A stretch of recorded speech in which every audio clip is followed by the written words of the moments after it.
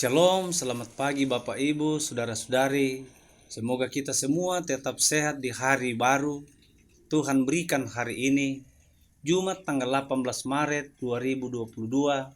Seperti biasanya dari Bukit Sion Makale, kami akan menyampaikan firman Tuhan, mengacu pada bacaan gereja Toraja, terdapat dalam Perjanjian Baru, Wahyu pasal 3 ayat 1 sampai ayat yang ke-6. Namun sebelum membacanya, mari kita berdoa.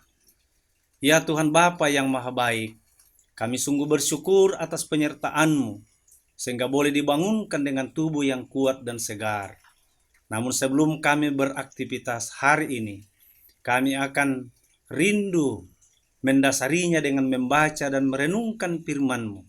Karena itu ya Roh Kudus, terangilah hati dan pikiran kami, agar kami boleh mengerti dan memahami firman-Mu. Dalam nama Tuhan Yesus kami berdoa. Amin.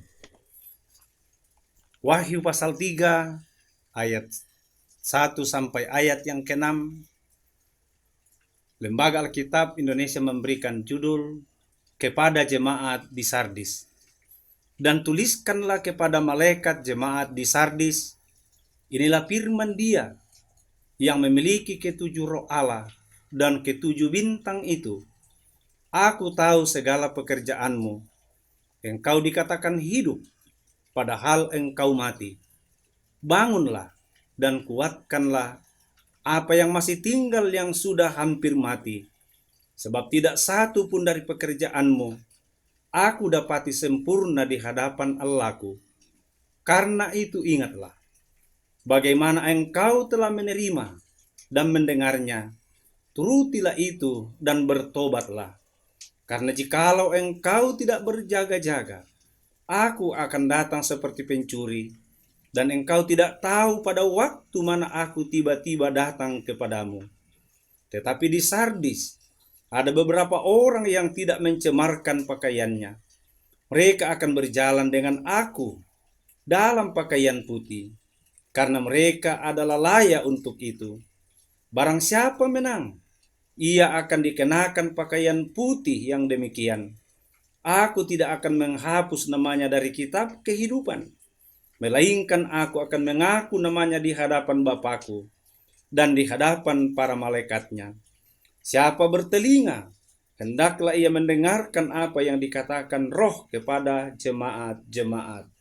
Amin. Firman Tuhan. Dari keseluruhan ayat bacaan firman Tuhan ini dapat diberikan sebuah tema atau judul yang bunyinya kekristenan yang mati.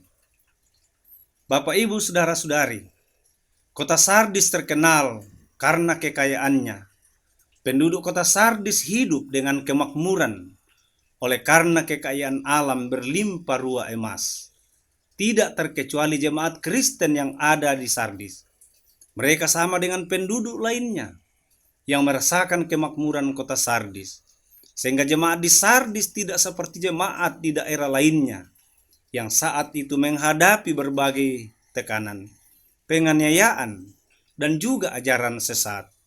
Walaupun orang Kristen di Sardis hidup berdampingan dengan orang-orang yang berbeda kepercayaan, orang Kristen sangat dihargai di kota itu. Namun di balik kenyamanan mereka, sebagai orang Kristen tidak dipakai untuk pertumbuhan iman. Disinilah teguran keras disampaikan oleh Tuhan, bahwa Tuhan melihat semua kehidupan gerejanya. Di balik kenyamanan mereka, Tuhan tidak melihat pekerjaan yang sempurna di hadapannya. Walaupun mereka hidup sebagai seorang Kristen, namun mereka mati secara rohani. Inilah yang menjadi peringatan Tuhan kepada jemaat Sardis, supaya mereka bertobat dan kembali, sebagaimana ketika mereka menerima Injil kebenaran Kristus. Bapak, Ibu, Saudara-saudari, apa yang kita pelajari melalui firman kepada jemaat di Sardis ini? Yang pertama, Tuhan Yesus berkata, "Aku tahu segala jalanmu." Tuhan Yesus adalah Raja Gereja yang mempersatukan setiap orang yang percaya di dalam satu persekutuan yang kudus. Yesus adalah pemilik gereja yang tetap bekerja melalui Roh-Nya di tengah-tengah jemaatnya. Oleh karena itu, Tidak ada yang tersembunyi dan tanpa sepengetahuan oleh Tuhan. Semuanya yang terjadi di jemaat pasti Tuhan mengetahuinya. Yang kedua, engkau dikatakan hidup padahal engkau mati. Dalam perjanjian baru istilah mati dapat juga menggambarkan kehidupan orang yang hidup di dalam dosa. Bisa saja dari fisik seorang itu hidup, namun dari iman dia adalah mati. Hal ini menggambarkan sikap seseorang yang menjalankan rutinitas kekristenan, namun sikap dan perbuatannya bertentangan dengan firman Tuhan. Yang ketiga, bangunlah dan bertobatlah. Kita patut bersyukur karena kasih setia Tuhan yang besar yang mengingatkan dan memberikan kesempatan bagi kita untuk bertobat.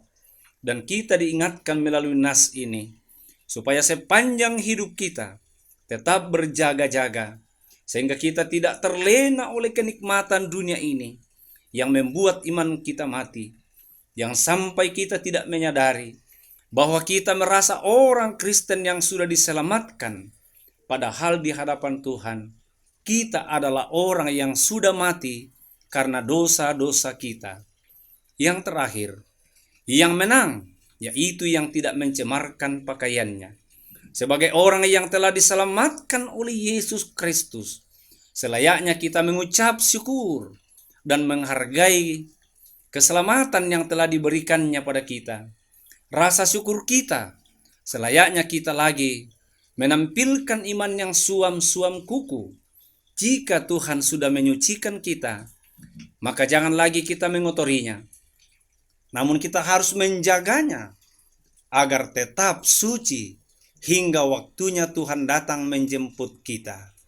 Bapak, Ibu, saudara-saudari yang dikasihi Tuhan, melalui nas ini kita diingatkan bagaimana Tuhan sangat berbesar hati menerima orang-orang yang selalu setia menjaga kemurnian imannya. Hal ini diperlihatkan bagaimana Tuhan akan mengenakan baginya pakaian putih, tidak menghapus namanya dari kitab kehidupan, dan mengakui namanya di hadapan para malaikat. Semoga Roh Kudus senantiasa menuntun dan memelihara dan menyertai kita untuk tetap berpegang teguh di dalam iman yang teguh kepada Yesus Kristus.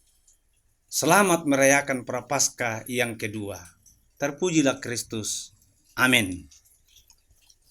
Mari kita berdoa. Bapa kami bersyukur atas selawatan firman-Mu kepada kami saat ini. Semoga kami tetap setia memelihara iman kami melalui perbuatan dan sikap yang sungguh berkenan kepadamu, agar dalam kehidupan kami setiap hari, kami sungguh-sungguh suci dan kudus di hadapan hadirat Tuhan. Tuhan, saat ini kami berdoa untuk seluruh anggota jemaat Sion, bahkan sesama kami manusia yang dalam kelemahan tubuh. Apakah mereka sakit di rumah atau di rumah sakit? Tuhan, tililah mereka satu persatu. Sembuhkanlah mereka dari penyakitnya.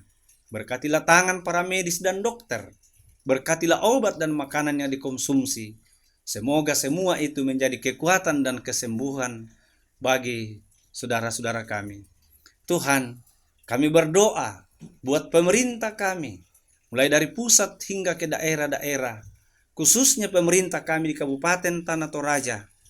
Kami berdoa untuk bupati dan wakil bupati dalam menjalankan roda kepemerintahan di daerah ini. Beri hikmat kekuatan agar daerah kami semakin tumbuh dan berkembang ke arah yang Tuhan kehendaki. Kami berdoa buat keamanan sebagai TNI dan Polri. Beri kekuatan dan kesehatan untuk tetap menjaga negara dan masyarakat kami dari berbagai ancaman bahaya untuk keamanan daerah dan negeri kami. Kami berdoa untuk kedua hamba-Mu sebagai pendeta di jemaat Sion.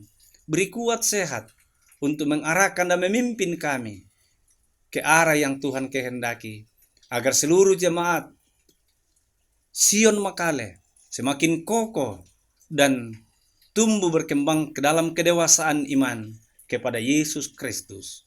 Dalam nama Tuhan Yesus kami berdoa. Amin. Selamat beraktivitas, salam sehat, terima kasih.